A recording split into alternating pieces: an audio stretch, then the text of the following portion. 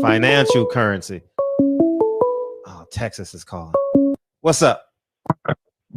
Man, what's up, man? What's up, man? How you feel, man? How you been? Where you been?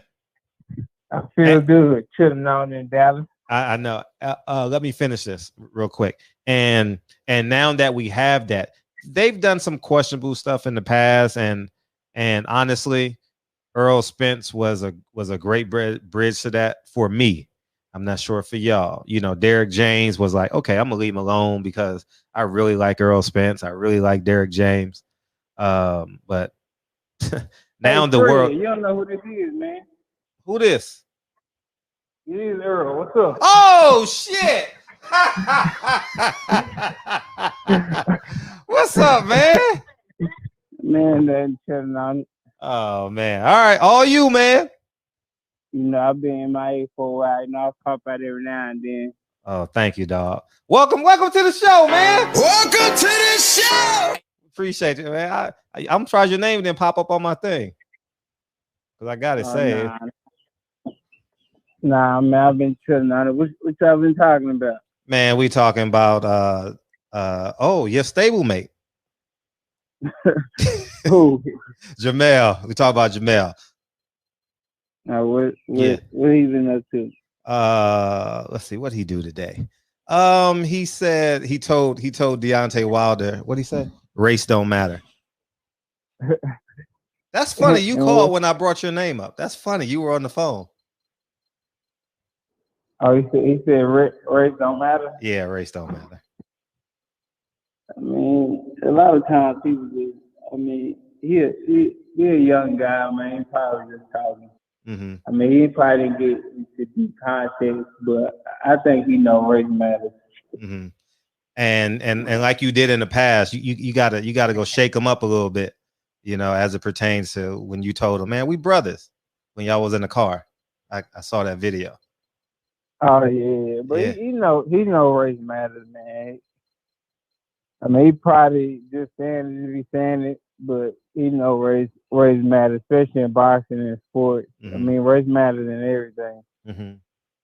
Yeah. I mean, I don't know anything that, you know, race doesn't, you know, basically exist in. Mm-hmm. Especially, you know, being a black man out here. So facts. Black man or black woman. So no, facts. No, you actually facts. And congratulations, man, on getting the fight, man. How excited are you? Oh yeah, man. that was gonna happen regardless. You know, Bob talked a lot of shit, said a lot of things, but you know, Al get the job done. I told him I wanted to fight. He said he's gonna get it, and you know, it worked out in my favor. No, that's a beautiful thing. And before we move, you got a couple minutes, or are you in a rush, or what you want? You got. First of all, on behalf, I gotta get DB in here on this because I'm not gonna cry. Okay, I'm not gonna cry, but I personally want to thank you for what you did for Jaquan, man. I will forever be indebted to you for that, man. And that joint broke my heart, man. And thank you for doing that for him, man. It really meant a lot. DB, go ahead and call in. It was special. It was special for sure. And it was all love, man. Just the fact, you know, him losing a daughter and losing in that way. Mm-hmm. You know, me having two little girls, you know, it hit me. Mm-hmm. Yeah, and you did it without, I mean, not even thinking about it, man. Because Jordan called, and next thing you know, you said, well, y'all gonna take care of it, and I'm glad you said my money was no good. Thank you. No, but thank you, man. It definitely meant a lot. And DB, he said Al Heyman got the Manny Pacquiao fight done, and now we rocking and rolling August 21st. Yeah, man, we definitely gonna be there. EJ in the building. What's up with you, Earl? Man, not much, man. Chilling out, enjoying my peace of mind. You know, I've been trying to stay focused, grinding, but you know, you're gonna get back in the trenches in probably a couple more weeks. So, you know, just enjoying my time, my family and stuff, but we're gonna get down to nitty gritty in a few weeks. Yes, indeed. Yes, indeed. You said that Al got the fight done, and I think a lot of us had confidence that Al would get the fight done. But was Ugas ever really in the play? Was that in the works? And then you guys decided to go with Manny Pacquiao? Yeah. Ugas was in the play. If I didn't get the Pacquiao fight, then I was gonna fight Ugas for the WA. So yeah, he was definitely, right on the side. So but I got the Pacquiao fight, so put Ugas on the back burner. Yes, indeed. Now with the WBA giving Manny Pacquiao or reinstating him as the WBA champion, you'll be having 3 titles after this. And I know earlier you said, I think about a year ago, you said that you only had about 3 or 4 more fights at 147. So once you collect this 3rd belt, is there a possibility that you and Terrence will get a chance to fight, and then you move up after that, or what's the next play? Oh man, I'm just doing it day by day. After I get, the belt for I didn't even know I somebody told me that they reinstated them, but I didn't hear that. So it's news to me. You saying they reinstated them. So once I get that belt, I mean, like I told Al, I want that fight with Crawford. But if it don't happen, then I'll probably just move up or something. I'm not gonna waste my time, trying to fight somebody who they don't have any interest anymore. He don't want to fight me anymore or something like that. But with Manny Pacquiao, they want to fight him for 4 or 5 years, but he still wanted to fight Pacquiao. So I don't, I don't get it. But if I don't get that fight, I'll probably move up. Wow, move up. Wow. So you got 2 more fights left for sure at 147. Yeah, I got probably about probably most likely 2 more fights. That's that fight Pacquiao. You say he had WA belt, so after I take that, then I'm gonna go across the street and see what they're talking about. They're not talking about nothing. I'm going up to 54. And you actually hashtagged blame Bob. Why did you say that? Oh, I said that because Terrence Crawford been trying to get that fight with Pacquiao for how many years now? Yeah. It's excuses after excuses, that Bob come up with. So, with Pacquiao, I don't think, I think Pacquiao don't care who he fights. Pacquiao warrior, Pacquiao guy, who will fight anybody. And, and basically if the money is right and everything lined up correctly, Pacquiao would have fought him. But, it didn't line up that way. I don't know, for whatever reason. But, I just say blame Bob because, he's the guy orchestrating it all. And it didn't happen in their favor. So that's why I said blame Bob. Oh, okay. How close? I mean, when did y'all start negotiating Pacquiao? Was it like, hey, Pacquiao might be in on the deal, or were y'all negotiating them against one another? Was it as it pertains to Ugas and Manny Pacquiao? Well, Pacquiao was just bouncing back and forth, and then Al started talking to him and to his manager, not his manager, but his attorney, and they started talking, personally, and then basically, got it done. So, I got credited all, basically, the Al. And do you think you'll be able to squeeze another one in this year? Are you advocating for that, or? Oh yeah, definitely.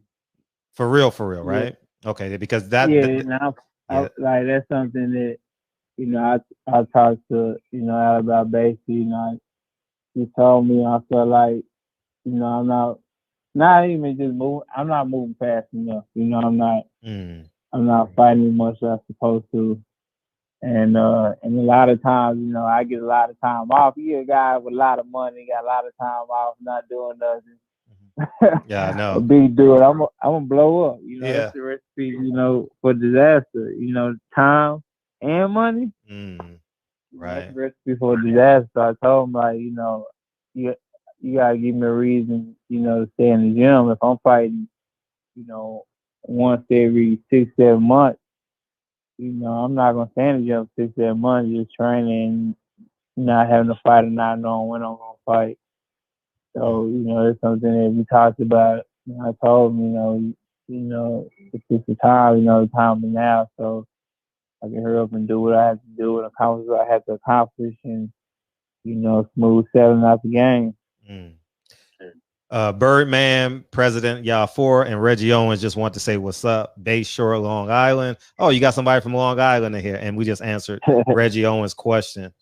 Go ahead, DB. Oh no, go ahead, DB. I'll ask after you. Yeah. So in a perfect world, EJ, I mean, I think I don't want to say it's a foregone conclusion, but I think that we are rooting in the favor of you, of course. But I think the majority of us think that you'll be able to handle this fight. If not handily, at least you'll win the fight. But in a perfect world, if you had the opportunity to beat up on one of these three guys, I mean, I guess Ugas would kind of be out of the play. So who would you want to beat up more? Keith Thurman for his antics in the past, or Bud Crawford for being what a lot of people think to be a diva? Man, I don't want nothing to do with Keith Thurman. that shit fell. That shit gone. That's been gone, man. I don't want nothing to do with that, man. He don't need to be messing with me. I mean, he's still a good fighter. He's still gonna fight, but that's a fight that I really have no interest in it. I don't think ever. I don't think we'll ever fight. Do you like the fact that he's out here trying to petition? Some may say beg, or some may say advocate for a fight, because he's not on the schedule right now.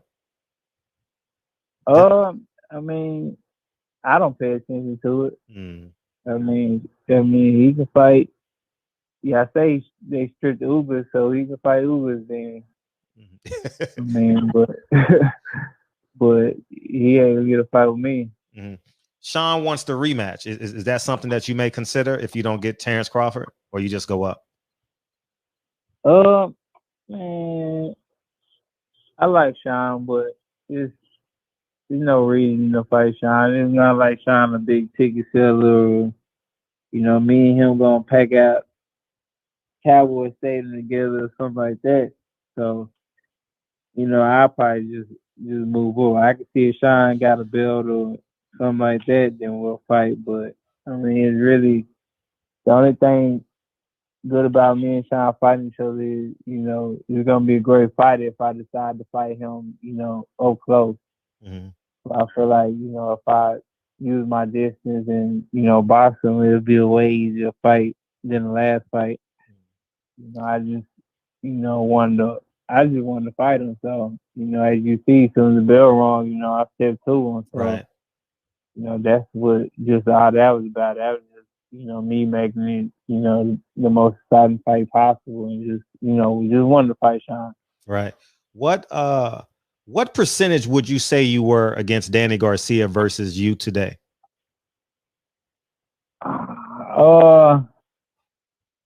I'd say I was probably about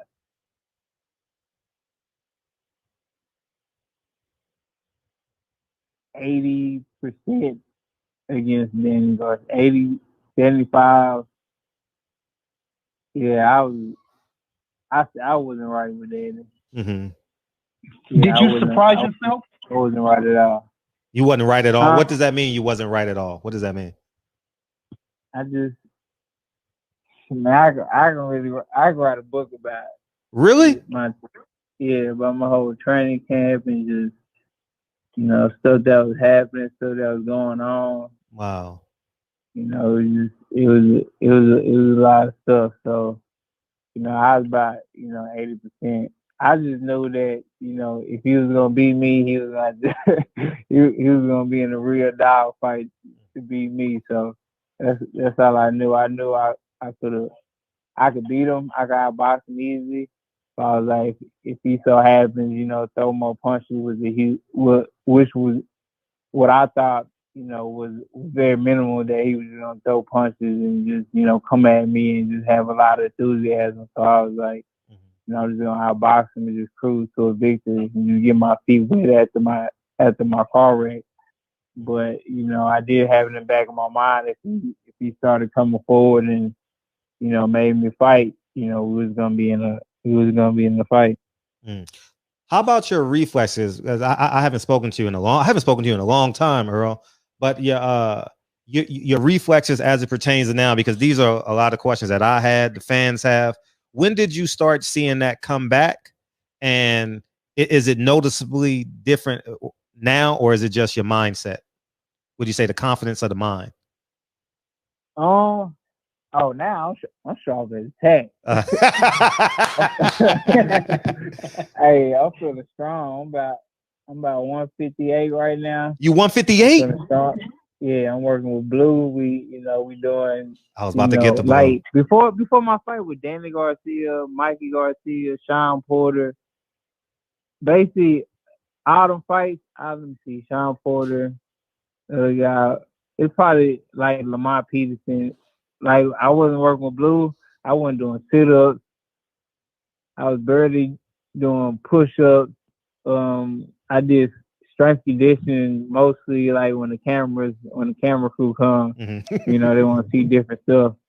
So I do some strength conditioning stuff, or I do it like 3 or like 4 weeks before the fight, because when I start dropping weight, my legs start getting weak and things like that. So I did a lot of strength conditioning like 4 weeks before my fight. But I wasn't doing sit-ups at all. I wasn't doing lower back workouts.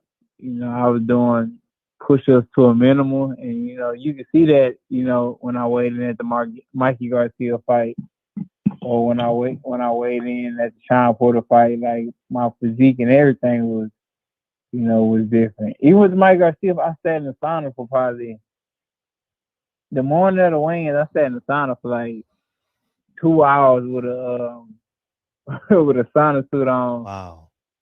With a sauna top on, with a side and bottom on, just sat there for like 2.5, 3 hours trying to shadow boxing, trying to drop. I think, what was it, like 3 pounds? Yeah, trying to drop like 3 pounds. So, damn. Now after Danny Garcia fight, I stayed in the gym. I didn't get up to, I usually get up to like 180, 185, 175. I stayed around 165, 164. And, just stayed running and stayed in the gym. And, I started working out with Blue probably like a month ago. So, on top of everything, trying to prepare my body to get into training camp mode and just, and do the best I can and get in the best shape I can, be as strong as I can, so we can knock out Manny Pacquiao, send him off into retirement. Yeah, absolutely. We got some super chats. Mr. J Jub says, salute Earl, we appreciate you. Rich Barley coming in here saying what's up. And Champ says, salute to you, Earl. Can't wait to see you, soldier. Salute from New Orleans. Go ahead, DB. Yeah, EJ, you said for the DSG bout, you said you're about 75 or 80%. Did you surprise yourself with your health and your strength and your durability in that fight? Or did you know in camp that you felt about 75 or 80%? What, you talking about that I surprised myself with my performance? Yeah, so, you said you're about 75 or 80%. We always hear fighters in camp, they go, oh, this is the best training camp of my life. And then 6 months later, this was the best training camp of my life. I feel better than I've ever felt. So when you were in camp, did you already know, like, damn, I'm only at about 75 or 80%, but I still feel like I could beat Danny Garcia? Or did you surprise yourself? I didn't surprise myself because, I was doing good and sparring and things like that. But it did take a while for just, my reflexes to come back and, things to really, start clicking. Because the first time I sparred, it was just, man, it just seemed like it seemed so awkward and it just seemed so forced. I haven't told my coach. My coach was like, you did good, but, in my head, I was like, nah, I didn't do good. I didn't feel it. Just felt like I was off. But after like third or fourth sparring, things started clicking and, and I just felt like I had what it takes to beat, Danny Garcia. I feel like, he's a very good fighter, but I feel like, he stays at the same pace. He has the same momentum. He doesn't shift gears. He doesn't, press you or, throw a lot of punches. He just stay at the same emotion, at the same gear. So, I feel like, I could press the tempo, pick up the pace when I want to, slow down on the pace, and he would be fine with it. And that's basically what I did, and just cruise to a victory. Oh, okay. Yeah. Also, what do you feel like? What's the most significant thing that you feel like working out with Blu-ray adds to your game? Just my strength, durability, and just power, and and everything's in the core too, man. When you throw punches, when you block punches, your lower back and your core is the most important thing, besides your legs. And when me and Blue, we hit our core hard and my lower body hard, and he just gets me into, I'm always in tip top shape, but it gets me into that physical shape where where I'm strong. As you can see, with the Chris Algieri and Lamar Peterson fight, the Kell Brook fight, as the rounds keep going, I get stronger and stronger instead of dropping. So, I just feel like, he takes me to another level, and a lot of stuff that we do, I don't do on my own. Like, sometimes I think I can work out on my own, but I'm working out on my own pace.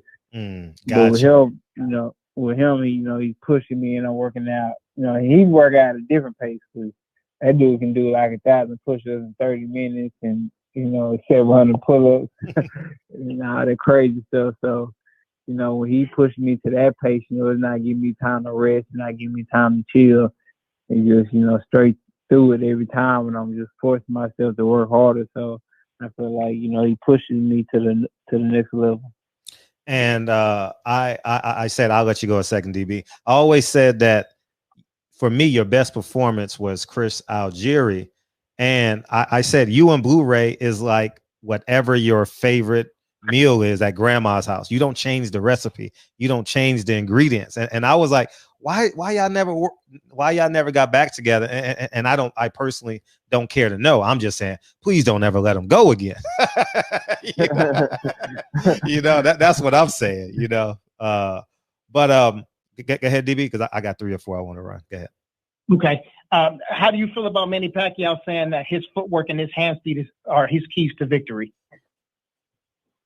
I don't feel nothing. I don't feel nothing about it. I mean, he can say what he wants. That's how he feel.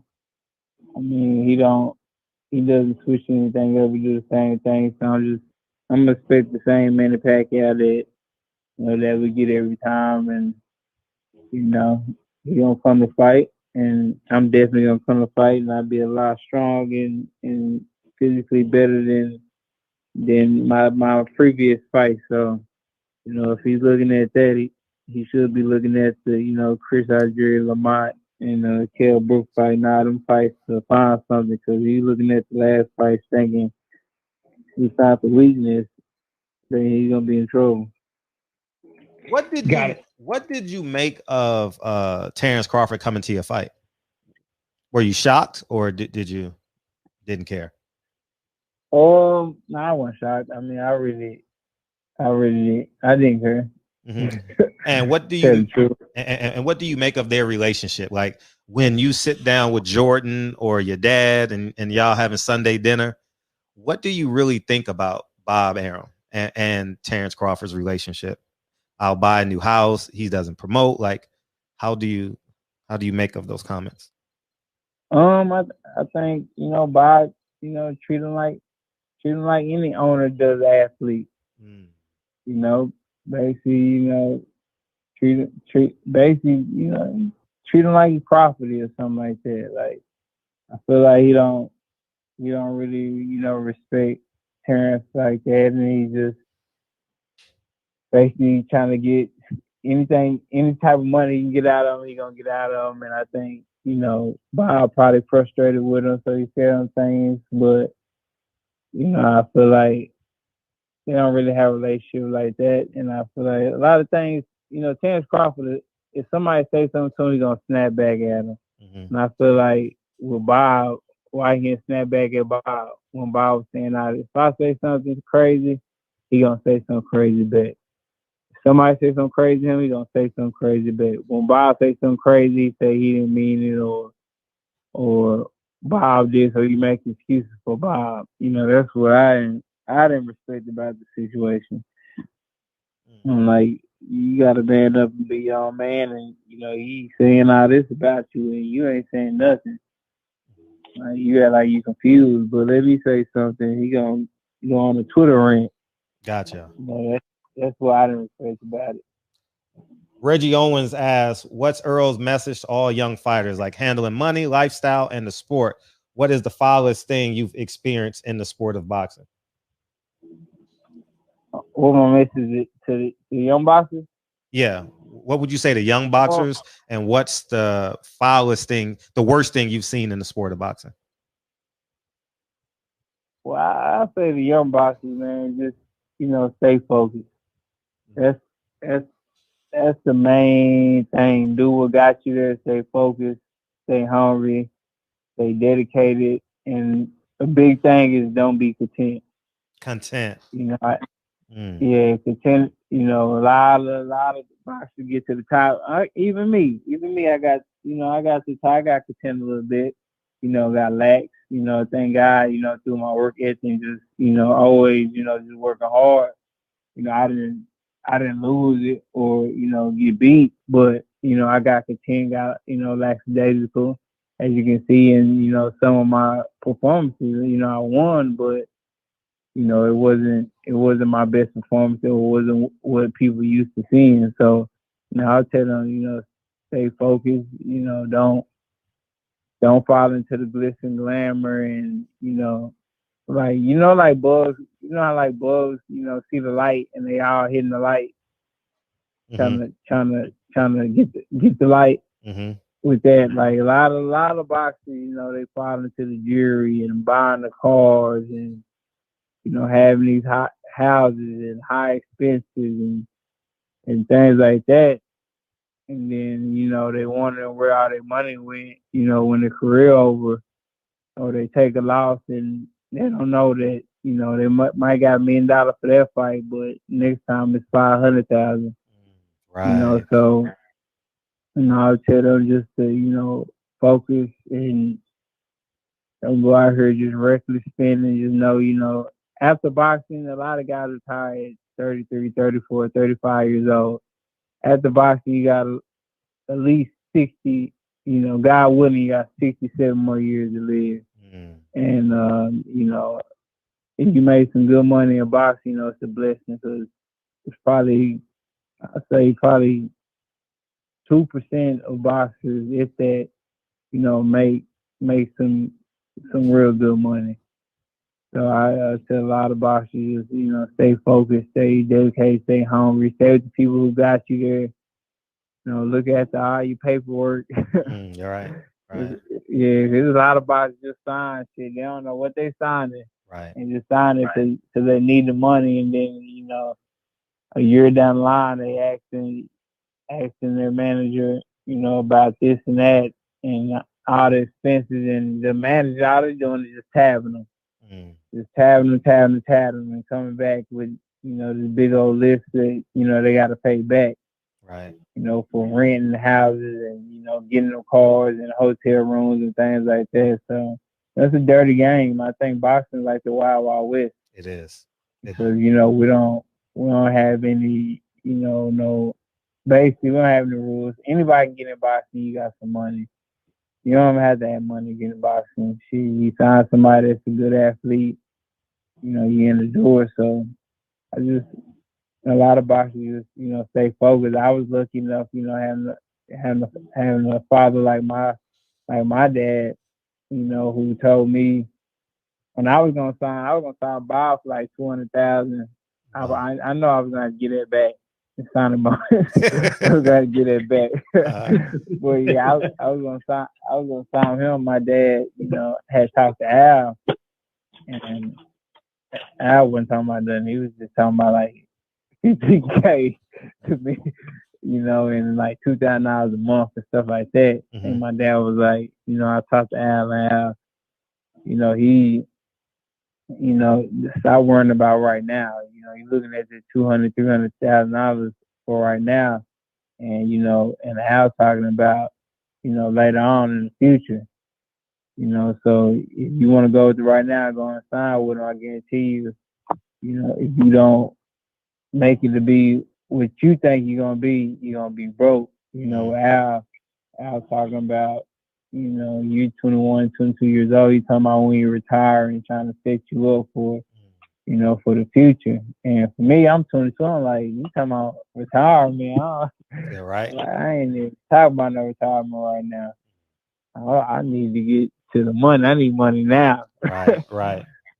So, right. But just listen to my dad. I'm like, all right, I'm gonna trust my dad, and you know, and just found out, you know, it's a blessing. You know, and I think that's why, you know, a lot of people get Al high praises, and a lot of boxers get, you know, Al high praises and stuff like that because, you know, as long as you handle your business, you know, inside the ring, you know, you make sure to handle your business outside the ring and make sure, you know, you're good outside the ring. So, you know, it's just, you know, a blessing for me. But I know a lot of young boxers and, you know, old boxers, they go through a lot of bullshit in the boxing game. And, you know, I was fortunate enough not to go through none of that stuff or, you know, experience it firsthand. You know, I just heard about, you know, all the stuff that people went through.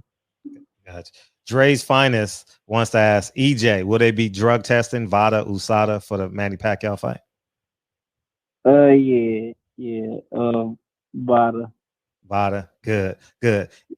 In-State Street Fighter says, shout out to the champ. Thank you for the nickname. Only thing though, I don't fight like I'm drowning. Who said that? His name is In-State Street Fighter. Remember you called Sean Porter In-State Street Fighter? Yeah. Did you hear the comments about Sean Porter saying that the fight was fixed? What fight?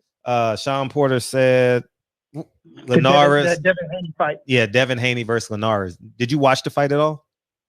Yeah, I watched. I caught on to like the third round to the 12th, but yeah, I watched the fight. It wasn't fixed. It wasn't fixed. Okay. I mean, it wasn't fixed. I mean, Devin did what he's supposed to do, man. Devin boxed him, used his jab, used his reflex, used his timing, used his youth, you know, and just boxed him to a victory. I mean, a lot of people make a big deal about him getting hurt. Like, man, he's a young fighter, man. I mean, that's what he needs. I mean, he got hurt, in like he got dropped, in like he lost his head and started running around the ring or, you know, holding. He was poised. He was very poised, and, you know, and still won rounds after, you know, getting hurt. So, you know, I like the performance from him. You know, it was a learning experience, and, you know, he looked good. Sharp with the jab, good boxing, good angles, you know, in and out. You know what? I mean, a lot of people want to see, you know, full out wars or want to see you knock your eye out. Everybody don't have that, you know, that skill set to just knock everybody out or, you know, just go in there and just blast somebody. You know, sometimes it's sweet science for a reason. Sometimes you got guys like David Haney gonna get in there and gonna finesse and gonna box and gonna move and gonna look good. And he didn't even move like that. Like, he stayed there, use his jab, use his angles, you know, pivoting, catching them, coming in and out. And Linares couldn't pull the trigger like he wanted to. The boxing section, Kyle, big fish. The reason I got back into watching and loving boxing again is because of you. I got so much merch. Big fan. DB? Yeah, big question. EJ, is there a rematch clause in the Pacquiao fight? No. I think he going off to become the president. So of the Philippines. So ain't no rematch clause. Okay. Also, too, you know, you talk about going up to 154, and when Terrence Crawford moved up to 147, I think it's popular opinion that he took the easiest route to get to the belt by fighting Jeff Horn, who ducked you 3 times. But when you move to 154, what's your path to the top? Do you think the WBA or the WBC will give you a direct shot, or what do you think your path will be? Somebody gonna give me a direct shot. I mean, yeah, they want some sanctioning fees. Somebody will give me a shot. They want their percentage. So are y'all going up together? Jamel's going up to 160 when you go up to 154. Is that because I can't foresee you leaving 147 without a title shot? I don't know. We didn't even talk about that. But I know about 2 more fights. I'm going up. Is it? How challenging is it? 147. No, it's very challenging, man. I gotta stay focused on my. I'm actually getting a dietitian and probably. Yeah, you said that. In probably a week or 2, to make sure I get down the right way and make sure I'm still strong and rehydrate. After weigh-ins right and everything like that. So I'm gonna get somebody that's gonna really dig deep in there with me and basically make sure that I'm doing everything I'm supposed to do. Right. When you were going through your rehab and going into the Danny Garcia fight, what comment motivated you the most? Because there was a lot of Spence ain't this. I know you heard the Bomac comments, and there were so many other pundits that said. But what was there a comment that stuck out to you that you either pinned in your head or put it in your phone or put it on your wall?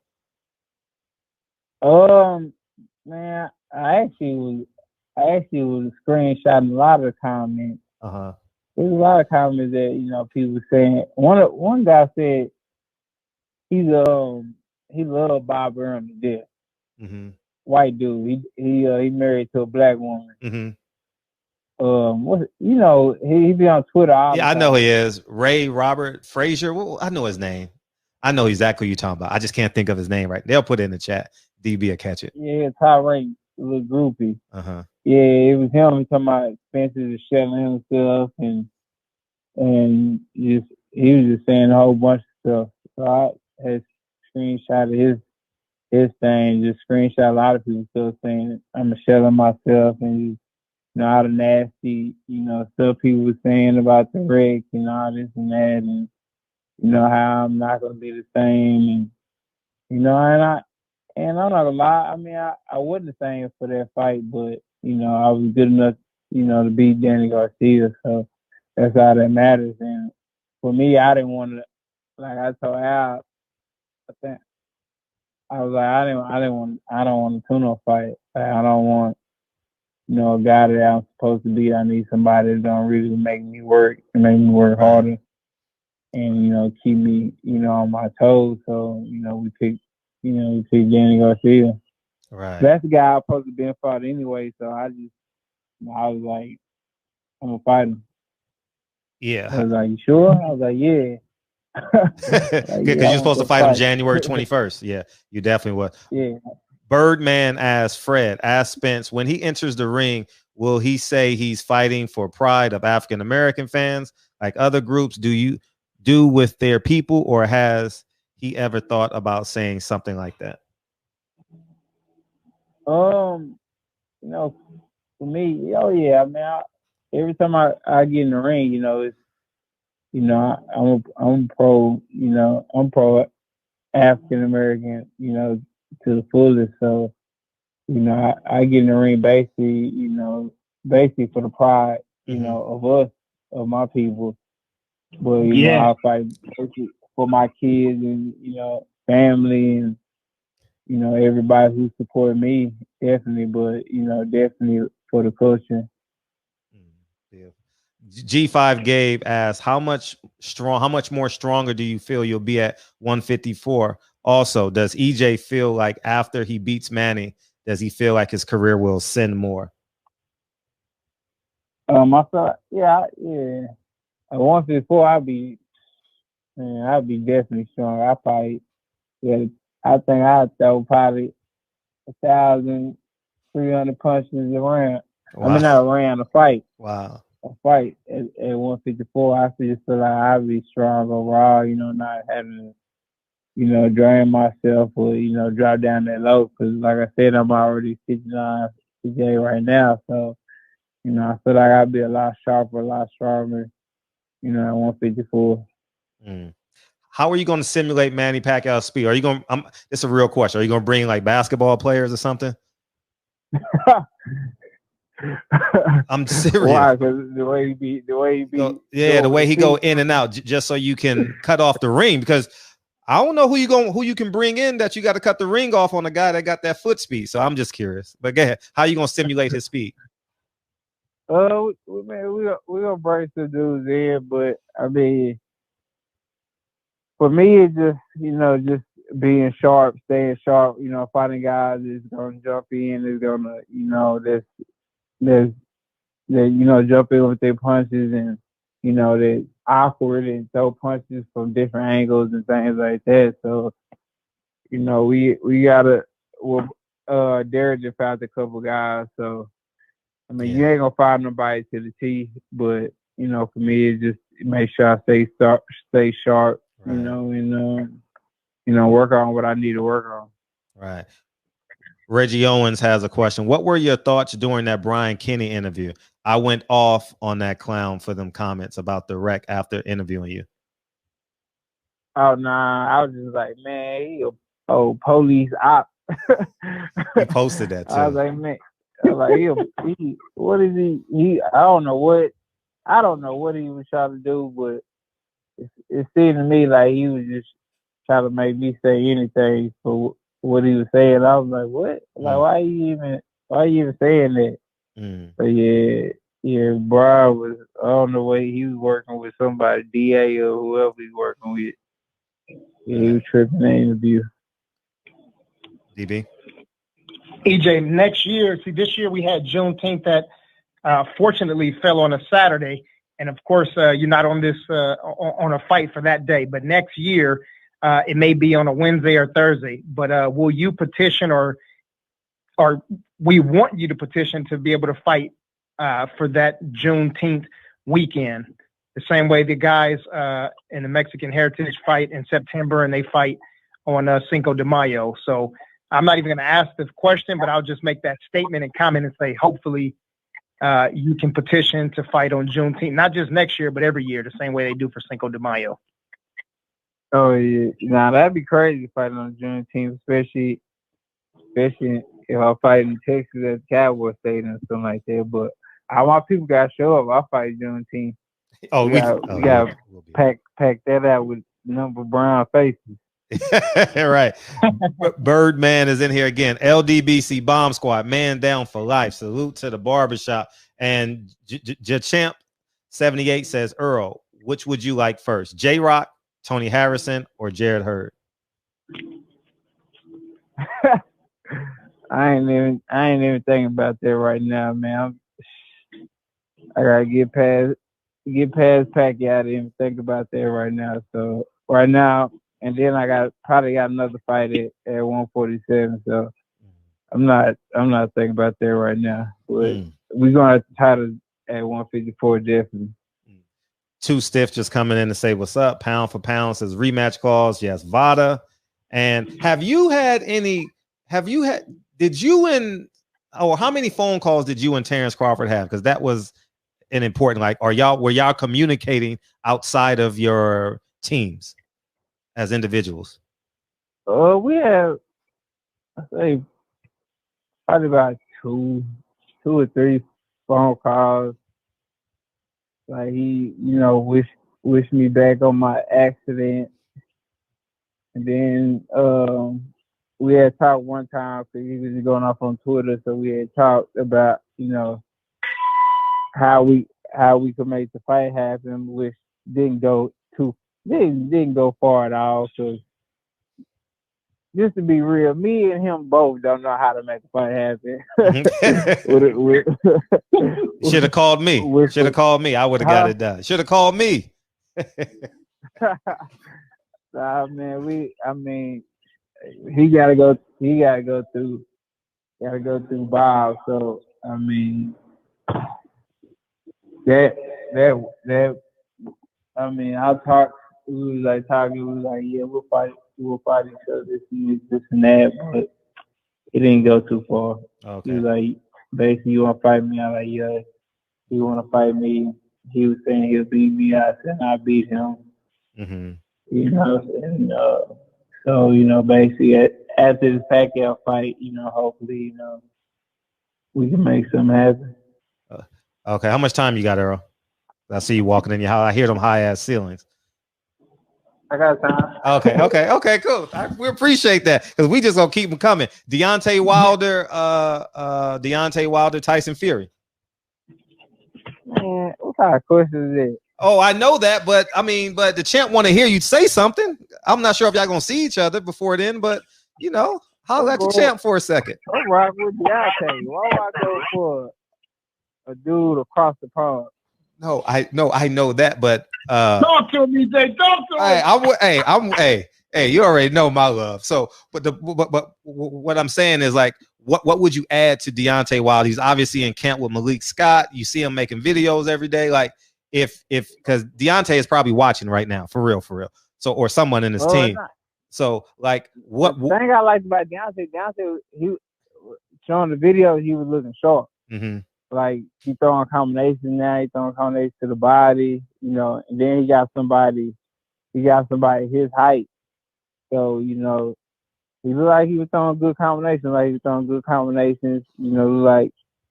hooks to the body, hooks to the head, 1, 2, 3s and things like that, uppercuts, a lot of things that he was missing. So a lot of times he was just a 1-2 fighter. So, it'd be good to see him, be able to switch things up and, throw hooks and, counter with an uppercut and throw different things like that, But it looked like he's been, training hard, staying focused and, getting in shape. I wish him the best. Hope he get, the big knockout. I heard he said somebody he going for the kill or something like that. So, I just, wishing the best. Deontay, I'm always rooting for him, and especially against, a guy from across the pond. I don't see how other people go for, not another black fighter, just another countryman. Mm-hmm. I don't get it because at the end of the day, Tyson Fury gonna go for his guys. He's not gonna go for the American fighter. He's gonna go for his guys. So. I feel like, that should be the same way with us, but, that with us, it's never like that. Gotcha. Americans don't rock with Americans. You got some guys who don't go for this guy and I go for the hunger. Like, Floyd can fight Manny Pacquiao and there's going to be black guys and white guys and all type of guys going for Manny Pacquiao and not going for Floyd, but the same for Filipinos go for Manny Pacquiao and not for Floyd just because, they're Filipino or they got some type of Filipino heritage that they're gonna rock with their guy. Right. So, it's just backwards with Americans. CB says, why do you think it's only Wilder and yourself as boxers that speak out publicly and so passionately for black social issues? And G5 Gabe is back in just saying what's up. Oh no, he has a question. I'm sorry. Go ahead. Or a statement. Yeah, what? Why are you so passionately? You and Wilder are predominantly the two fighters so passionately about black issues, social issues. It's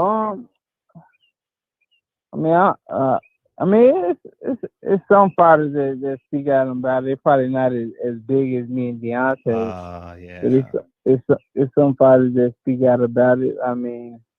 Some fighters just don't want to talk about it, or they just feel like it doesn't mean as much to them, or maybe the politics of it. It's a lot of things of why some fighters just don't talk about it. They talk about it behind closed doors and won't talk about it, openly. So the more might feel a certain group might not like them any more than they already don't anyway. But what I mean, you know, some guys won't talk about it, but you know, Deontay he more outspoken about, you know, the race issues than I am. You know, I don't really talk about it unless, you know, somebody asks me about it, or, you know, it's just a big issue out there. And, you know, I might say something about it, but, you know, I don't really too much get into media or, you know, really talk to anybody like that. I like to say to myself, say to my family, say to my kids, and just, you know, basically just mind my own it. But if it's a big issue, you know, I think it's necessary for me to speak on it, I'll definitely speak on it. Right. And your ring entrance went over a lot of people's head in the Danny Garcia fight because it was more R&B-ish. It was like R&B-ish hip hop, you know. Oh, we talking about my song? Yeah, T Grizzly, right? Was it T Grizzly? Oh yeah, it went over top. Yeah, it went over a lot of people's head. G5 Gabe said I was at the Danny fight. We gonna be there again. Big Dog wants to know how close was the Ugas fight happening, and do you think Tank will defeat Barrios, and what round? I mean, it was basically the Ugas fight was gonna happen if the Manny Pacquiao fight didn't happen. Like, it's already basically, you know, set up to happen. So, but the Manny Pacquiao fight happened, so he got put on the back burner.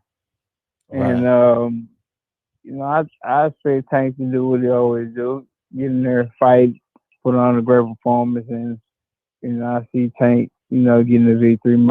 Barrios, he can fight. He's a guy that can really fight. He's tall, rangy.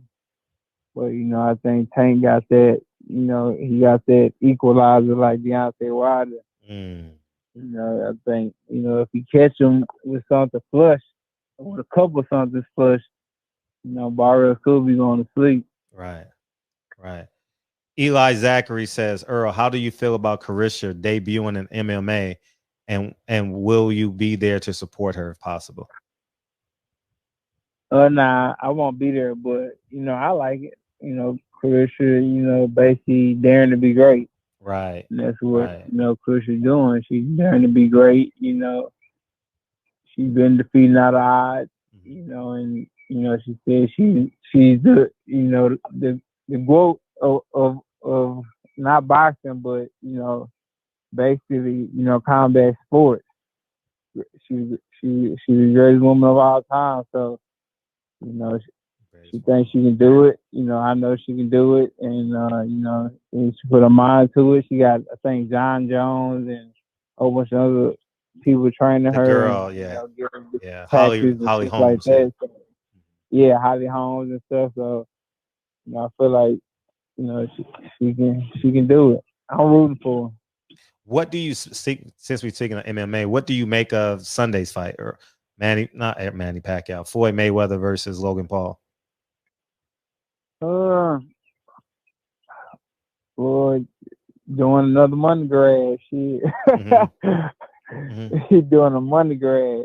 I mean, dude. I mean, it is what it is. Like Logan Paul, but I mean, I think Floyd's gonna beat him up and just probably stop him. Logan Paul probably gonna get tired, winded, things like that. So Floyd just doing what he always do, man. Putting his ski mask on, robbing y'all. Do you ever have any thoughts like, should I have put more pressure on Floyd to fight, or been more boisterous, or you just let the cards fall where they may? Well, I just let the cards fall where they may. I mean, I knew that wasn't happening. I mean, at the end of the day, Floyd gonna do what Floyd want to do. Gotcha. He gonna fight who he want to fight when he want to fight, and things like that. So you can pressure Floyd, but just like in the ring, you know how to get his way out. Gotcha. Prince of Power, would it be drug testing? VADA. Big Chop says, Earl, tell Fred why Al Heyman is the GOAT. I know he just said it. He just said, I'll be on Al's head sometime. Walk him down. Salute, champ. Love thy neighbor. And obviously, there's some people in here wants to know about Canelo. Have you and Canelo ever spoken or emailed or anything like that? Nah, I never spoken to Canelo. Mm-hmm. Okay. Never emailed none of that. When you saw the 73,000 people, what were your thoughts? Oh, it was no thought. I mean, we live in Texas, man. Texas is Mexico. I mean, Texas was Mexico at one point, right? I mean, shit. It was just like him fighting in Mexico. Like, they're going to come out and support their countrymen. So, I mean, they came out. I mean, it was expected. That's the whole reason for him fighting in Texas. So he knew they were going to come out like that. So, I mean, it was big. I liked his ring walk too. I was like, man, his ring walk was good. I gotta do something crazy like that. I told Jordan about your ring walk. You may as well do it with the win over Pacquiao. And if Crawford does not fight, if the fight does not come to fruition, how realistic could EJ versus Canelo at Cowboy Stadium be, and how far down the line? Man, I don't know. Mm-hmm. I don't know. I mean, I'm not begging for any fight. I mean, it'll be a huge fight, big fight, but you know, I'm not begging that side for any fight. I'm not begging any side for any fight. My whole thing is, if it happens, then it's gonna happen. If it don't, then we're gonna move on and do our own thing. So, you know, it's not something that, you know, I'm just pressed to have. Gotcha. Last question, then we get to DB. I'll get you to DB. Champ, how many times a year do you think fighters should fight ideally? And should fighters boycott sanctioning bodies? I mean, I think fighters should at least fight at the top level. They should fight 3 times a year. At the top level, 3 or 4 times. It really depends on. You know, the fight.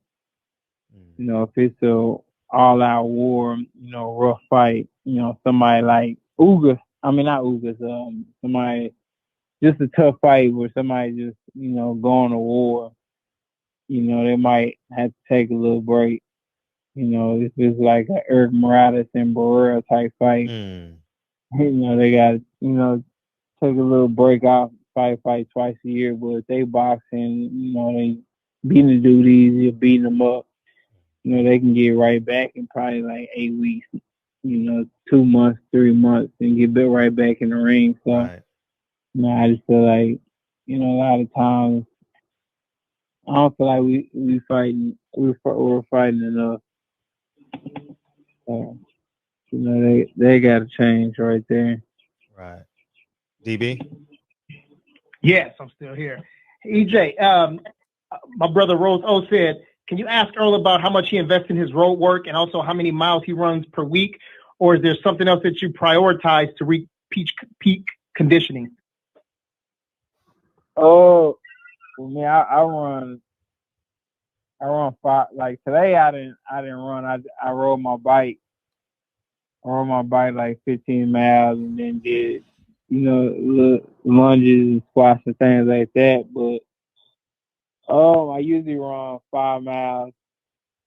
I probably run it. If I go to the track, I'll run 5 miles in like 6 minutes, 15 seconds, 6 minutes, 10 seconds. You know, but if I run on a treadmill, I'll put it on like 8.6, 8.7. That's like 6 minutes and 50 seconds, 55 seconds. Wow. And I run that. And then sprints too. Sprints is real big, especially, you know, to get you in tip-top shape where you're sparring and things like that. I feel like, you know, sprint is the thing that's going to get you, you know, over the top. So I think as long as you're running, you gotta do sprint. Yeah, man. We just want you to stay focused, man. You know, get you a vegan diet, stay at the ranch, man, and be healthy to get ready for this fight.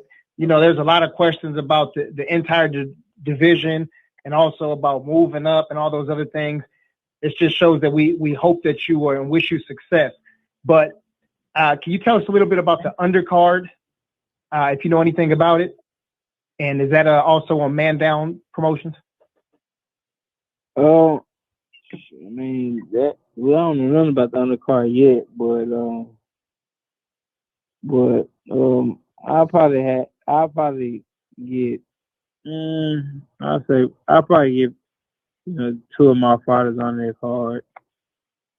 But I don't know anything about that right now, man. I'm just focused on me and making sure that I'm straight and I'm right, and then I'll worry about that a little bit later on down the road. But we still got what 12, 13 weeks to the fight, so that stuff it'll get worked out in due time. Did Prince of Power, did Fury gloves look dirty? And part two, how important is race in boxing? You answered the second part, but the first part is, did Fury gloves look dirty? Oh, I tell you the truth, I did not pay attention to that whole glove thing and this and that and what people were saying.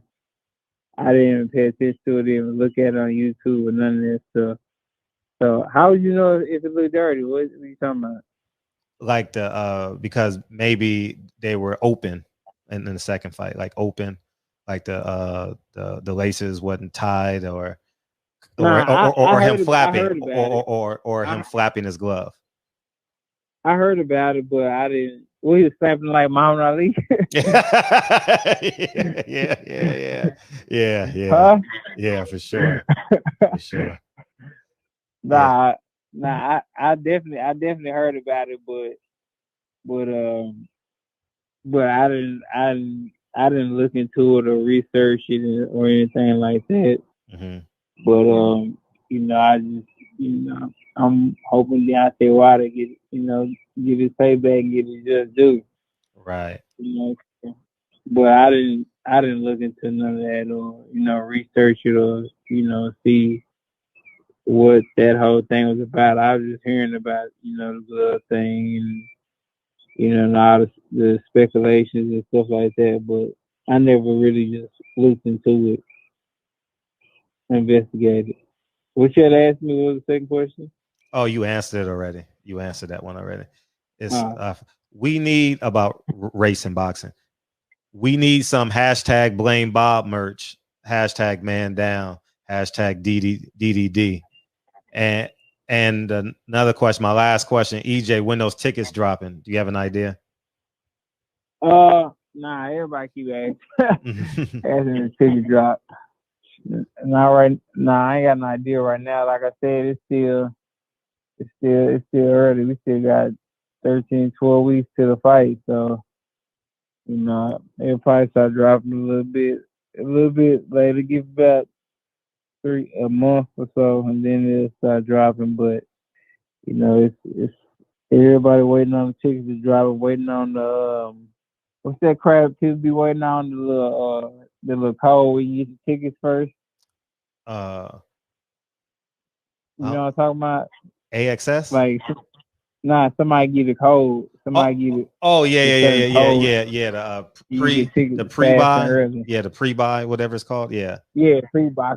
Yeah, we gonna call it the pre-buy. Hit me up about the pre-buy. Free sale. That's what it's called. Yeah, free sale. Yeah. Blue Blood is in the building, man. He said, tell EJ that New York blood in him surfacing more and more. Salute, we riding with you, champ. Hashtag New York, stand up. Appreciate it, man. Appreciate it. So you're very vocal about Keith Thurman. Is there anyone in the sport of boxing that you just like don't care for at all? And the flip side of the question is there anybody in the sport of boxing that you absolutely admire?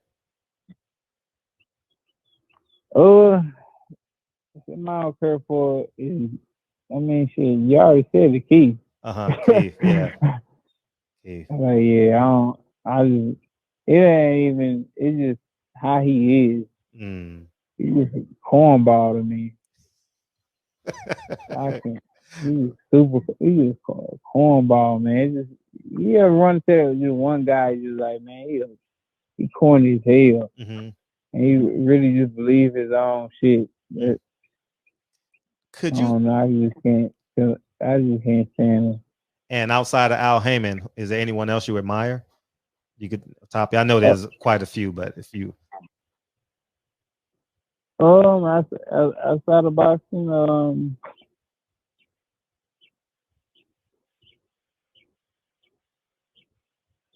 you gotta get back to me on that one. Okay. Well, we'll get back to it next time. How's your basketball game coming? No, I ain't been playing basketball. No. No, I ain't trying to. Cause you remember Jordan had tore his ACL. Jordan tore his ACL. Oh, I didn't know that. So, I didn't know that. Yeah, so that shit. My dad catch me playing basketball, man. It go crazy. Right, DB. Yes. I know a lot of people probably already started asking you this question, but we need to get an exclusive here in the barbershop. What are your thoughts on this highly touted prospect, Jaron Boots Ennis, and what do you think the best move for him at 147 is? Oh, Jaron, yeah, he can fight, man. He's sharp as hell. He's sharp. I like him. Sharp, flashy. Got charisma. He can fight. You said you said what about him? I said, what do you think the best move for him to fight Keith, Bud, Ugas? Oh, good question. Oh, fight anybody gonna give him an opportunity. I mean, especially at this stage in his career, it's basically, fight anybody that's gonna give you an opportunity. And, whoever got, the best name to fight. A lot of guys right now, they're not lined up to fight him. So, you're gonna have to fight his way up the ladder, because a lot of guys gonna be, making excuses or saying, the time not right or things like that. So, he's a young, hungry lion, so you gotta fight the best guys out there right now. Elizabeth won. Good fight too, though. Who? Ugas versus. How about Sean Porter versus Jaron Ennis?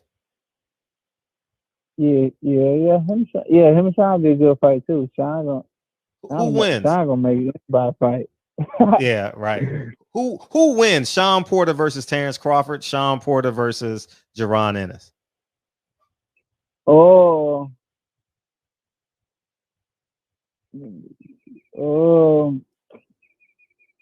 mean, Terrence versus Sean. It depends on if Terrence is gonna box him, and what I'm saying, and don't stand there and get out the way, and basically beat him like John Molina or or post off, fight him like he did post off. I got Terrence Crawford, but Terrence Crawford, try to fight him and basically get into a dog fight with him. I got Sean Porter, and I don't know, how well Jaren, take a shot, but if his chin can hold up and he can hold up, like I say, he can hold up. I got Jaron beating Sean Porter, in a rough, tough fight. Wow. Do you have any regrets in the sport of boxing, personally? Nah. I'm blessed to not have any regrets, man. I signed with the right person. I'm peaceful. I'm chilling. My kids are good. Mom and dad good. Family good. I don't have any regrets. I feel like if I change anything, something else will change too. You can't change something in your past and not expect something else to change, off that. So, I keep everything the same. Keep everything DB? Yeah, speaking about the past, my brother Mir said, what's your best experience from the amateurs? I mean, getting basically just getting that. I feel like my international experience helped me with the Kell Brook fight. All the being on a U.S. team and going overseas to Russia and being in England 3-4 times and fighting all these different places. I feel like it helped me going over there into foreign territory where the crowd was fighting in front of 30,000-40,000 fans, booing me and blow bull horns and all that. Just fighting in front of all the people. I feel like it helped me out a lot. Having that experience in the back of my mind, knowing that I fought in the Olympics in England. I fought England probably 4 or 5 times prior to that. Been to Russia twice, 3 times in Ukraine. I feel like it helped me out a lot fighting in foreign territory. I wasn't nervous. What did you make of Roy Jones' comment saying you ain't fought nobody? Man, I don't know what he's talking about. Like, you say I ain't fought nobody. How you gonna say Terrence fought somebody? Like, I mean, but I don't know, man. He need to stop boxing. He losing. All right. But I mean, everybody got opinion, man. I can't say anybody's opinion is what it is. Right. That's what he say. So, right. DB? EJ, man, we know it's getting late, man. Yes. We got to get you out of here. And we really, really appreciate you coming, man. Personally, and I know I speak on behalf of the people in the barbershop, man, we appreciate you representing our people and also giving back to the community, especially what you did for Jay, man. That was huge. But thank you for having integrity, and may Allah continue to bless you, man. So thank you, and we got to get you back in here after the fight. We get Jordan in here all the time, man. Jordan represents for y'all very, very well. And also, Fred is having an event here in Los Angeles in July. So, actually, no, we're not going to be able to get you down here. Well, anyway, we got to get you back. What are you? What? Yeah, I'm Muslim. Oh, you nation? Say it again. I'm sorry. You nation? Yeah. Yes, sir. Oh, okay. Yeah. Well, are you thinking about being Muslim or because I know you support Farrakhan, right? You follow him. I ain't that I support Farrakhan. I support that movement because I feel like me personally, I feel like basically the NOI is the only religion that caters to black people. And it shows, that tells black men and women, what's their worth. Gotcha. And, basically, tell them who they are and where they come from and, how to conduct themselves and things like that. Right. So, that's why, I like the NOI and Nation Islam just because, they empower, black people. Not just from a, spirit, empower them spiritually and get them structure and give them a system that, that they can live by. Beautiful. And I feel like that's the only, they say it's not a religion, but I feel like that's the only religion that, that basically, a black man or a black woman in America, should follow. Because I feel like Christianity, I feel like it was something that was forced.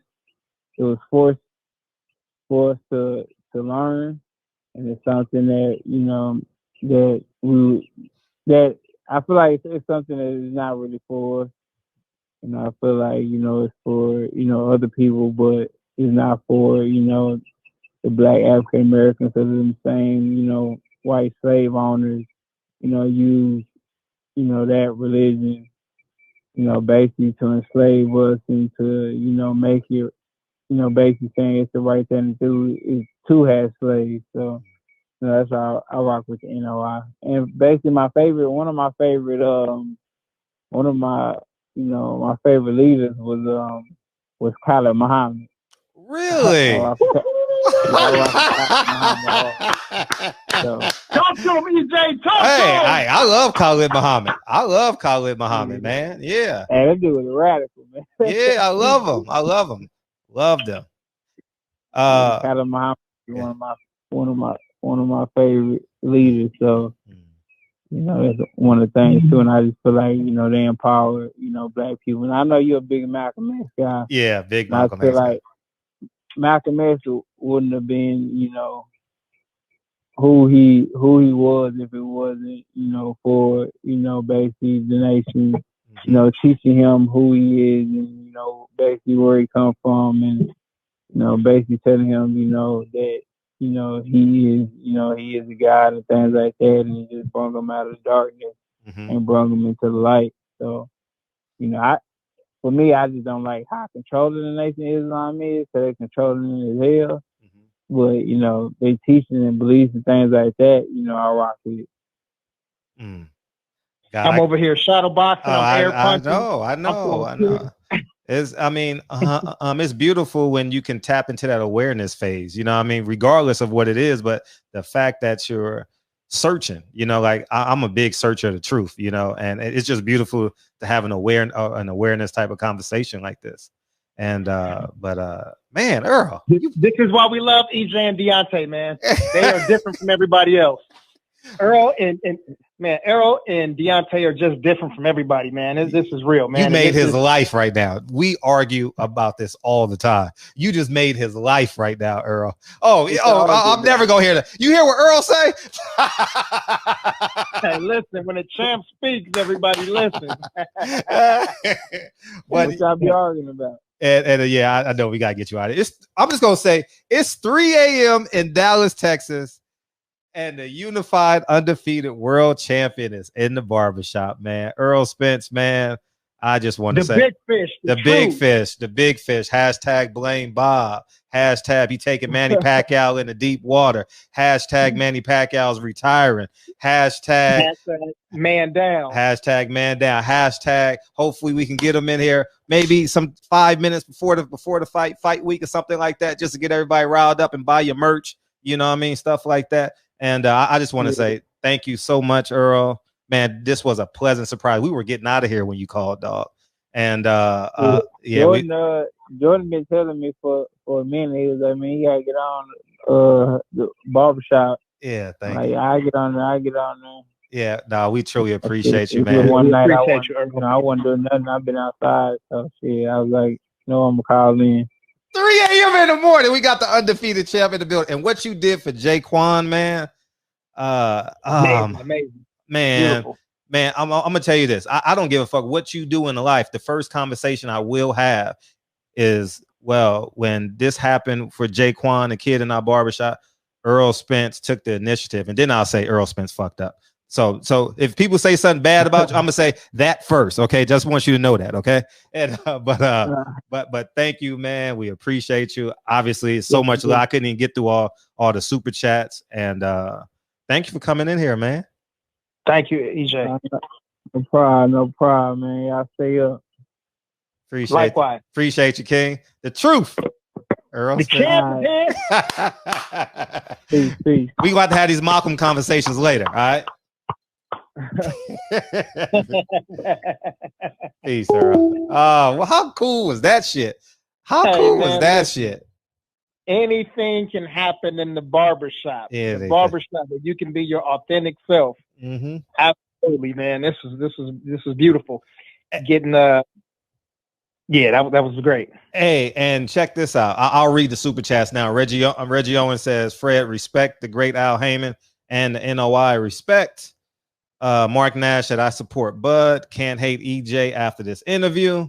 Where else? We had some more. Prince of Power said, you heard of the the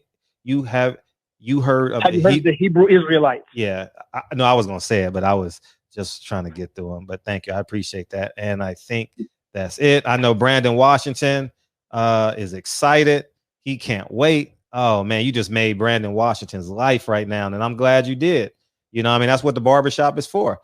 If that's what makes you guys closer to him. You know what I mean? The fact that he's coming in here, saying his thing. I don't have no issue with it, you know. And it's beautiful, man. The man is in here 3 a.m. in the morning, dog. How cool is that shit? Yeah. Listen, we got to be some cool cats, man. Yeah, we gotta be some cool cats. So you know he had to watch it 10 times before he's like, oh, let me see, you know what I mean? Like a double dutch, you know what I mean? And shout out to Jordan for making it happen, man. We love Jordan in here, man. Jordan, man. Hey, the timing was so perfect because you was talking and I was like, we got somebody from Texas on the phone. That's all I You said that? You said that? Yeah, and then you said something, and you said Errol, and then you kept talking. He was like, man, you don't even know who it is then. And you're like, wait, what? He said, yeah, this Errol. And I was like, damn, this is EJ. But, you know, he talks so low. He's so mellow. Yeah. I press the phone. I'm like, yep, it's a champ. Yeah. I ain't spoke to him. When was the last conversation I had with Errol? I think it was just through text or something, you know, or DM. I think DM. So I haven't heard his voice, you know. So it's been a minute. So, but man, I'm glad he came here for us, for y'all. You know what I mean? I know I missed a couple super chats because they go up so high, and I missed it, man. But thank you, man. You guys were great. Absolutely, universal time and unique Don. And you guys want to put in super chat? He's still listening. So if you guys want to, I'll wait a couple minutes. He's obviously still listening. He's on his smartphone. So if you guys want to type it in, you're more than welcome to. You know what I mean? Open the phone lines. Oh, shit. The phone lines are open. Look, Reggie, open the phone lines so we can unpack. Yeah, okay, that's fine. Yeah, we can unpack for sure. Let's go. Oh, man. Yeah, EYK said Fred was trying to get DB on and then was like, Texas on the phone. Hold on. Yes, indeed. 817 Boxing B said, great show, Fred and DB, and thanks for the platform. And thank you for being here. Yeah, for sure. Great. Look at TT giving a round of applause. Salute. Shout out to you, TT. Yeah. Is Reggie calling in? Yeah, Reggie's calling in.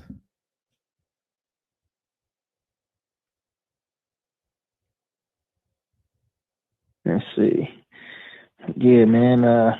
We went from we just jumped up like 200 and some people, man, during the time that EJ was on. That's crazy. Yeah, because you changed the title. There you go. Okay, got it. I'm like, dang, how everybody just know. You know what I'm saying? Oh, that's dope, man. Oh, that's dope. Gloves and recovery, man.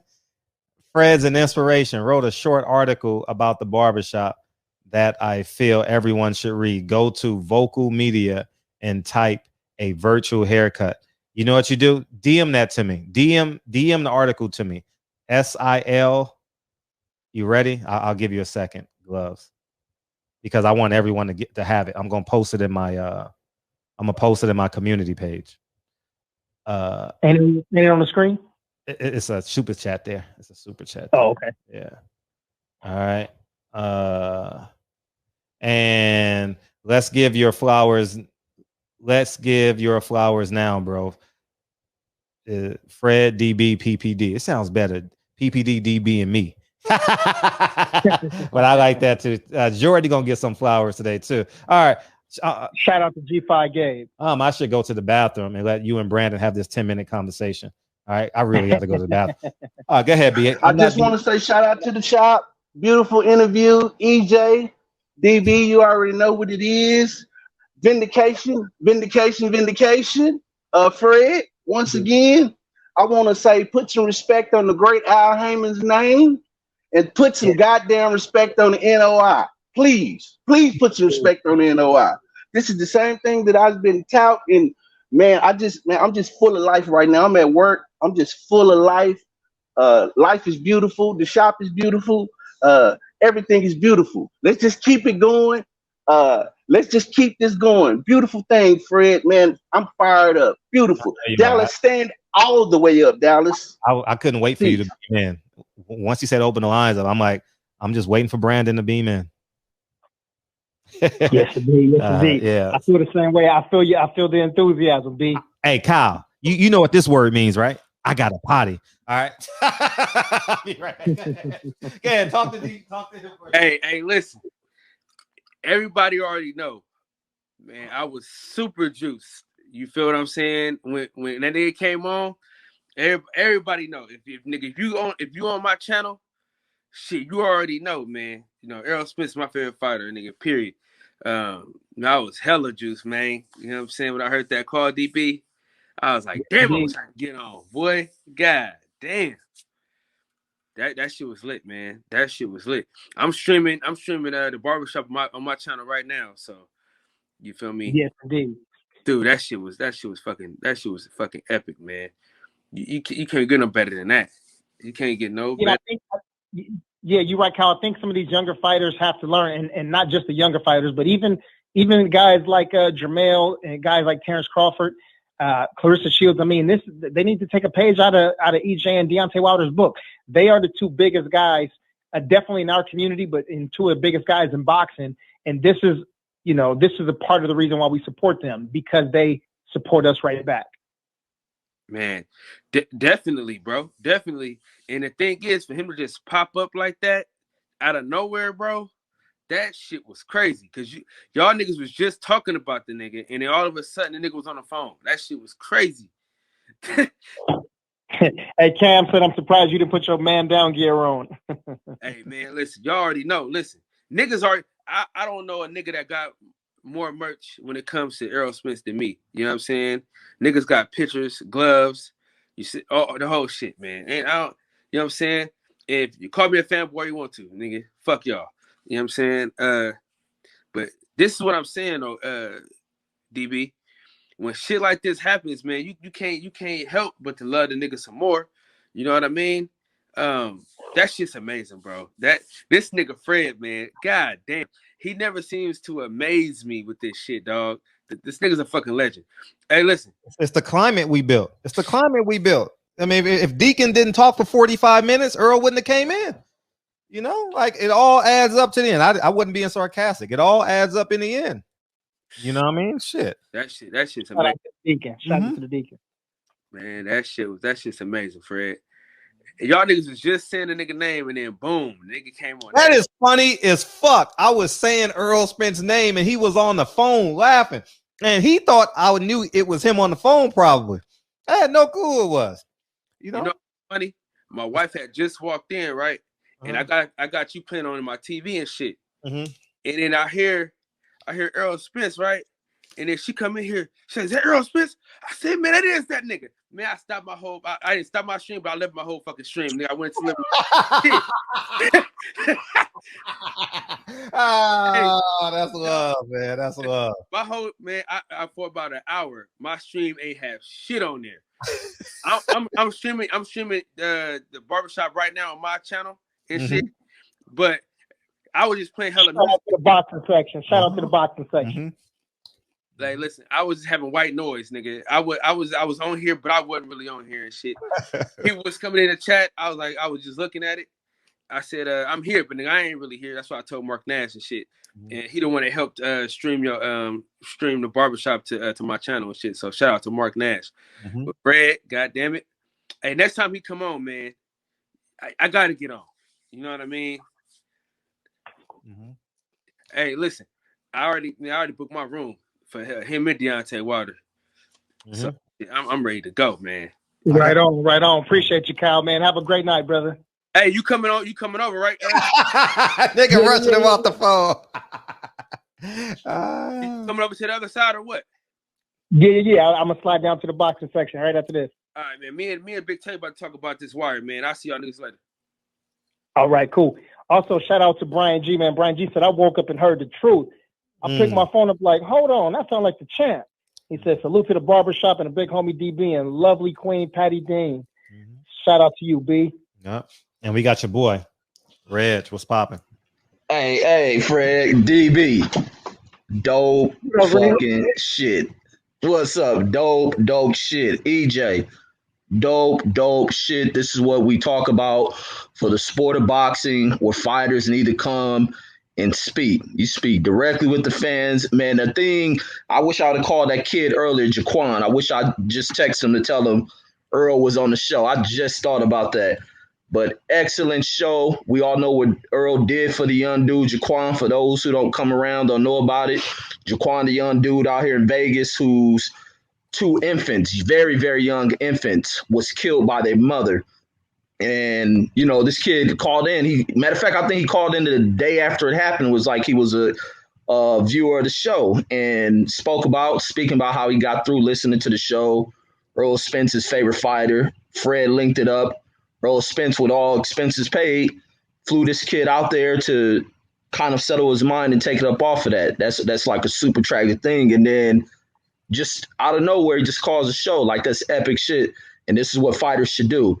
Instead of acting prima donnish, going over to media that don't like you. You see how the young sister, and I got to go back to her, how the young sister Naomi Osaka stood up to the media based on how they, you know, twist over words, mistreat these black representatives of the sport. And now that tennis realized how valuable she was to that goddamn organization, they changing rules, begging her to come back. That's the thing. Turn away from these sorry-ass networks who don't even really represent you. Twist over your words. This is what we do this shit every night. We done did it, 360, then at 365 a day, talking boxing, talking societal issues, keeping it real. And even when we disagree with each other, we come back. We still brothers, regardless of how I may view Fred, talking about he cooning, hating on the great Al Heyman, hating on the ain't no why. We all brothers. We ain't got to fall out because we disagree. But that's some excellent shit. So hopefully Errol sets the standards. Other fighters start doing the same shit. Call in to where you want it, to where people know what you're talking about. You hear no disrespectful shit towards Errol. That's the way it's supposed to be. That's my call right there. Good shit from Fred and from my brother DB. Dope shit. Appreciate Thank you. you. Yes, sir. Appreciate yes, sir. You. Yep. And PPD. Without her, we're not even in this space to actually do it. So yeah, it's just a beautiful thing, man. Errol Spence popped into the shop, dog. Man, this feels good. This feels good, man. Oh, y'all was fighting trolls off? I ain't even see it. We fought trolls off all night, but they couldn't break us. And nothing. Salute the wrenches. Thank you to the shop. Great show. I appreciate you supporting the shop, man. I appreciate all y'all supporting the shop, man. Y'all know where the money's going. We appreciate y'all, man. Thank you, thank you, thank you. And yeah, man, that was a pleasant surprise, man. Pleasant surprise, man, because typically you got to call these guys. You know, the fact that he has so much humility to say, hey, you know, Fred be talking this shit. He cool. You know, DB, I haven't met him yet, but you know, he cool. Shit, EJ just he been fronting a little bit because he really from South Central. He just been in Texas for a little while, so you know he claiming Dallas. But yeah, EJ from South Central though. Mm-hmm.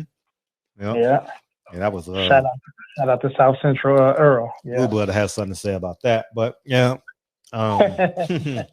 yeah. Shout out to Blue Blood too, man. Appreciate it. I spoke to Blue Blood today. You know, he returned my call. I think I called him to ask him something about like Martin Luther King's birthday, and he hit me back today, and he was asking me, did I still need that? This is good, man. This is good. Anybody else calling in, man, before we break up out of here? I want to leave on a high note. Nah. Anybody else calling? Oh, nah, no one's calling. Going once. Going once, going twice. Because once I start reading these names off, that's it and that's all. President Jafar said Long Island, baby. 315, what's up?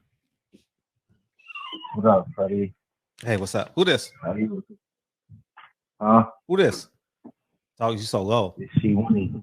This who? Oh, I think my headphones on. Oh, what's up? Cause it's my headphones. Yeah, right. What's good though? Nah, it was a good show. I was calling in to say salute to the chat. I respected what Errol was saying. I'm not even no NOI fan, but I felt what he was saying, how they structure the black community, so I do gotta respect that. But I was never a fan because how I felt what they did to Malcolm X. So, I mean, he gave me a different perspective on how to view him. So, I mean, respect to Errol. And I just feel he's gonna come on top. And just looking at the conversations yesterday and shit like that, I just feel people should be able to come in the barbershop and say whatever the fuck they want, because we all grown at the end of the day. Right. And we all men, so nobody should be feeling sore about what the next man got to say, because it's not killing us at the end of the day. You feel me? So, I mean, salute to the chat. Keep working hard, and we all going to be on top. So just, I mean, who give a fuck what H1 say, man? He got his own opinion. You feel me? Don't nobody get crazy when Bill Haley say he picking Tyson Fury. You know what I'm saying? Mm-hmm. So, I mean, if a nigga picking Tyson Fury, let him pick. But when that fight come, I know who I'm betting on. Deontay Wilder. So whoever they bet on, that's them. If they want to lose their money, that's on them niggas. So, I mean, just keep working hard. Salute to the chat. And let's all keep doing what we do. Yeah. Yes, indeed. Appreciate you. Thank you, brother. Thank you, brother. Have a good night. Yeah, I probably should have. Yeah, I probably appreciate you. I probably should have cut Errol off when he was talking about the NOI. Yeah. Change the subject. Change the subject or something. You know. Was Patricia Shelton, she said, stay positive. That's right, Queen Patricia. 972. What's up? What's up, Fred? Hey, how you feel? Hell of a show. Hey, I was calling in. First thing I wanted to speak on Blue Blood. Look, man, that boy EJ is Texas raised, Texas made. That's that Texas heat, son. You know what I'm talking about? I don't know why everybody's trying to take the credit for what Texas made, you know. No, I was just pounding, bro. I'm just pounding. EJ Texas all day. Yeah, no, I'm just messing with I just hadn't seen Blue Blood Super Chat. But I was also gonna say that we're gonna be strong down there, the Stiff Cliff. I know me and about 20 of my friends gonna be down there. So we're gonna rep Vegas real hard, coming up for the fight. And it's something that okay, I'm 44 years old. I seen Kyler Muhammad live when I was 15. I was absolutely shocked to hear Earl say that name. He went and got dogged in. Kyler was vicious. I love Kyler. Even from when I first heard him back on Ice Cube tape, you know what I mean, with no Vaseline. But yeah, Earl deep up in there, man. He deep. That told me a whole lot when he said that name. And for those people that's in the chat that don't know that name, Kyler Muhammad will shake your whole foundation. So if you look him up, put your seatbelt on, baby. But anyway, I'm gonna get on off here, man. I enjoyed the show so very much. Y'all have a good evening. Appreciate you. Yeah, Khalid was that dude, man. Yes. Was that dude? Yeah, he's buried in the same cemetery as Malcolm X. See how the stars align. Anybody else? Yeah. All right. I think we finna do it. We finna do it. 5, 4, 3, 2. 6, 7, 8. What's up? What's up with it, Fred? It's Gloves and Recovery. I DM'd you the article, but what's up with you too, DB? Right on. Appreciate you. I really think Floyd's scheming. Tell me what y'all think about this. So this fight that he having with Paul, it's not going to affect his record, right? So if he was to lose that, it wouldn't damage his record. And then, you know, they'll give him the narrative, oh, I told you he's too old, which is really going to make him more popular and be in the headline. Then Floyd going to do what Floyd do, go quiet, and then come back to the boxing world. And then everybody going to want to see that fight just because it's already got a story behind it. Oh, Floyd too old. He done already lost. He lost to a YouTuber.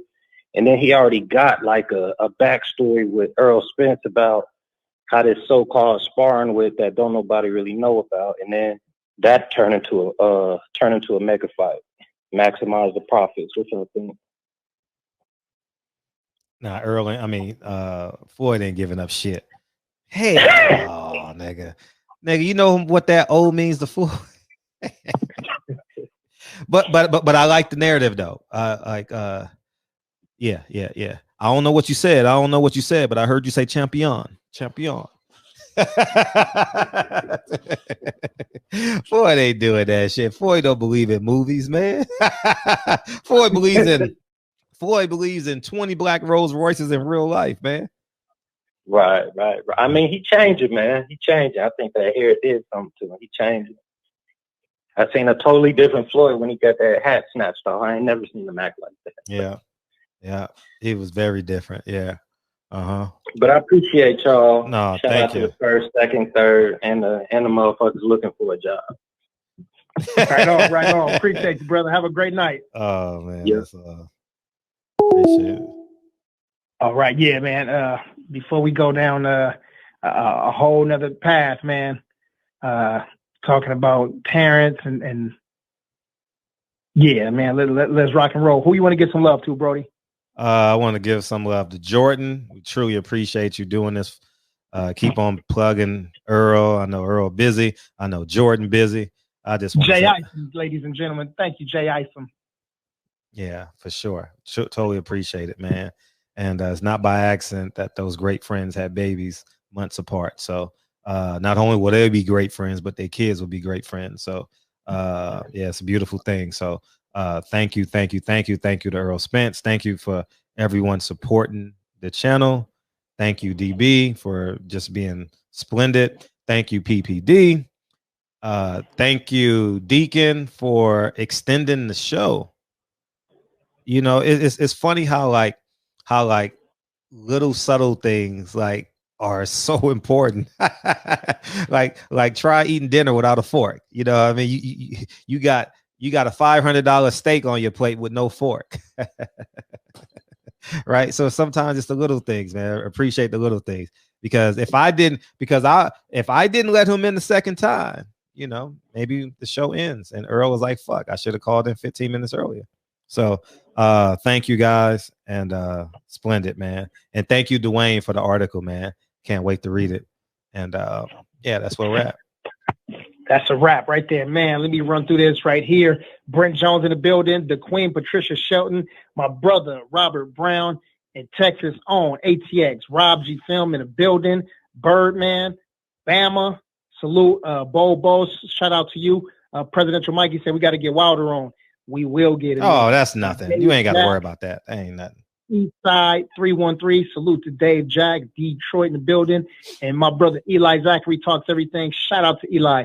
3 states below. What up with your family? Welcome back. Mm-hmm. The boxing. Yeah, as a matter of fact, welcome back to the show. Welcome to the show. Shout out to Kyle Davis, the boxing section TBS. We up there next. PGH Big Dog, he said fire show. Robert Brown said fire show. Cuzzo Sherman Callahan said Errol Spence Jr. Fire. Yes. Splendid DB. I like that. Mr. Tennessee himself, my brother Hustler Slim, President Jafar, he said salute to the NOI. Salute to you. Saluting you right now.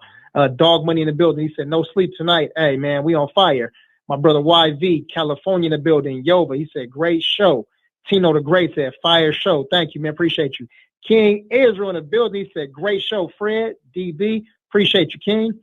Let's see. E1K said shout out to the first, second, and the third. Yeah, that's right, E1K. He said, and also the people looking for jobs. Salute to them. Dre Finest, OG Unk in the building. Salute to you. Thanks for staying up with us.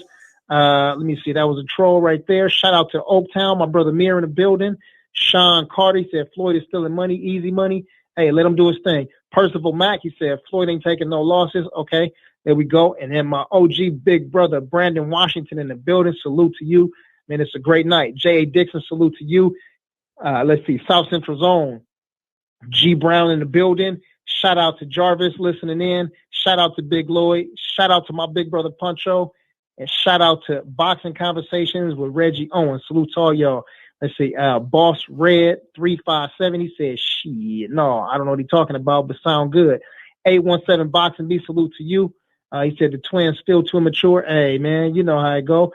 Calvin Holmes, he said, thanks, Fred. Yes, indeed. Hey, Jack, let me see. We got you. Drink more water than slid in the building. Uh-oh. Was this your show, Drink? You know, he a Big Bud fan. Shout out to Drink More Water. Brother Code 10, salute to you in the building. Hoodie Smoke, I know you had a question. I didn't get a chance to get to it earlier, man. Sorry about that. Let me see. C. Jones 0224, salute to you. Let me see. Keith Reynolds in the building. And I know we got a whole lot of other people in here. Let me just slide down to the bottom real quick. G5 Gabe, appreciate you. Make sure we get these last couple of heads out of here. Anwar Willis, I ain't seen you in a minute. Welcome back to the show. Welcome to the show. Bang, bang, Hoodie Smoke. Oh, I didn't give it to Errol, man. Damn. I should Errol. Yeah, we flipped. Oh, man. Caught us off guard, though. You know what I mean? It's like that sometimes. Yeah, Presidential Mike, man. He said 4:30 a.m. in Philly, about to hit the gym. I like it. Do it while you got that energy, man. You know what I'm saying? Let's see here. Shane 187 Thomas, he said, shout out to me. Yeah, right on, Shane. He said, shout out to me. Yes, indeed. Let me see. Adrian Vet said, peace. Bay Area Bro 925. Welcome back to the show, family. Welcome to the show. And he said, LDBC, the Black Fest fire. It's the shit. That's what he said. Shout out to Otis. Otis said, great show. And let's see who else we got in there. Man, this was good. Yeah, glad my brother G5 Gabe got a chance to come through, man, and get this text as well. Prince of Power, salute to you, man. Some good super chats.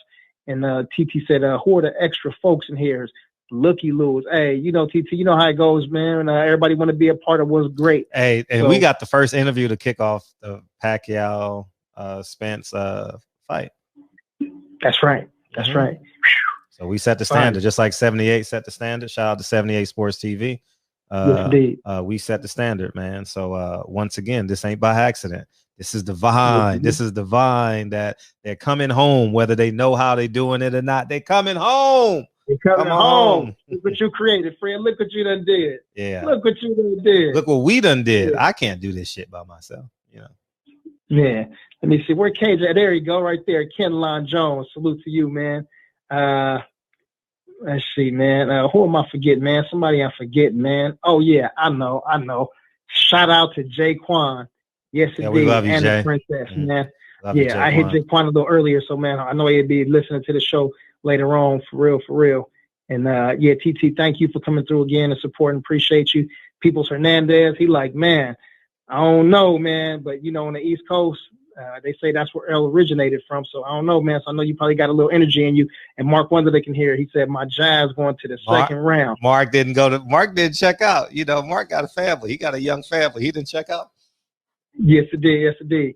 Well, man, look, there you go. My brother Cam Markham. Salute to my brother Cam in the building, man. And Deacon 305. And hopefully OG, man, and a couple other heads, man, to get a chance to listen in tomorrow morning when they wake up and start their morning off the right way. But, man, we're going to slide over to the boxing section. Peace and love to all y'all. Fredro, appreciate you. Love you. Everybody in the chat, man, we'll see y'all here in less than 24 hours. Play the song, Fred! Appreciate you, man. Love you. Appreciate you, man. Thank you. Yeah, we rocked out tonight. Definitely. We've had good shows all week, which is all. We got a guest, Coco Sarai.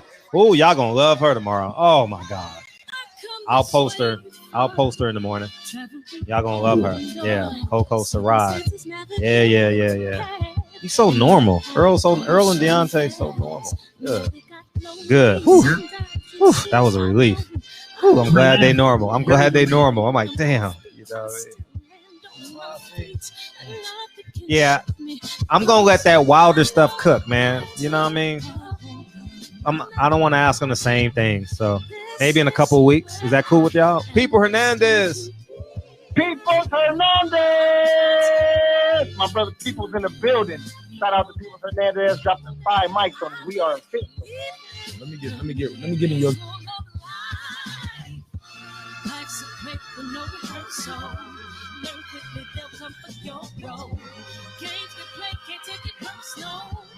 Because the devil is a lie. Hey.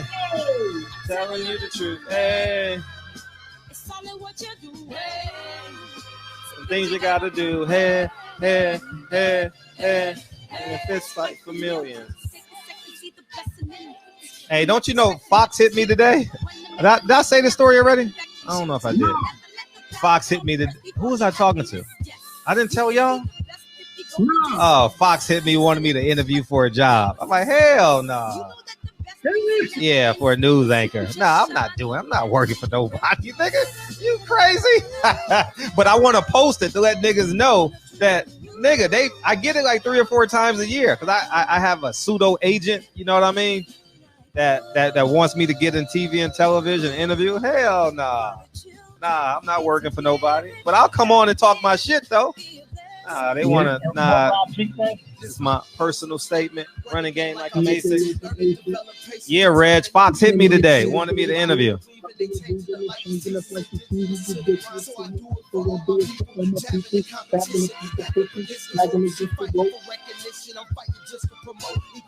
Yep. So, nah, I can't do it. Hell no. So you gotta give back, give love. Never give up, stand tall to fight another day. Oh, Tyron really gonna be training in LA. I might go by there if I can. Yeah. Yeah, he trains at the gym in LA. I think he's gonna train at maybe I think Hollywood Hino's gym, maybe, right? I think so. Devil is alive. Hey, People Hernandez is in the building too. It's all in what you do. Hey, the things you gotta do. Hey, hey, hey, hey, hey. Love y'all, man. Thank you. Love you, DB. Love y'all. Thank you, Jordan. Thank you, Jordan. Thank you, Jordan. All right, peace, King. Thank you, Jordan. Appreciate you.